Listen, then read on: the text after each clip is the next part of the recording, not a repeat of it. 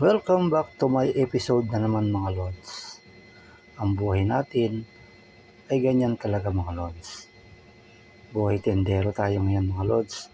Ang paghahatid ng ating paninda sa ating mga suki. Yan po yung ating hanap buhay sa araw-araw. Ngayon po mga Lods ay medyo sumama ng timing yung ating preno mga Lods. Kaya pinaayos muna natin sa talyer mga Lods. Mahirap na. Baka tayo madisgrasya at mahirap na tayo mas magka-problema pa. Ngayon Lods ay narito po tayo sa aking suki mga Lods ay naghatid naman tayo ng mga bonnet, tube mask. Ito nga pala Lods yung mga kanyang mga paninda. Dito lang po ito sa highway mga Lods. Ito yung nakalatag lang po sa highway nagtitinda. Yan po yung mga kanyang mga paninda mga Lods.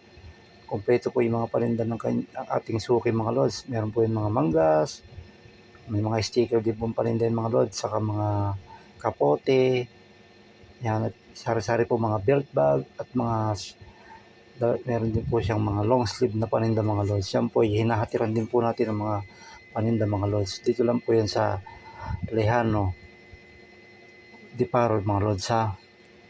Yan ang kanyang mga paninda mga Lods. Sa North Caloocan City yan mga Lods ha.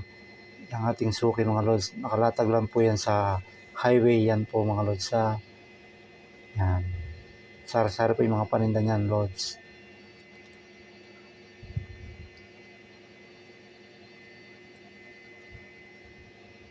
Ngayon naman Lods ay narito po tayo ngayon sa Bagong Silang, North Caloocan City.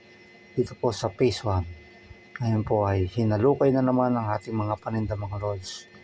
Yan. Madalas pong bumibili po sa akin mga Lods. Salamat!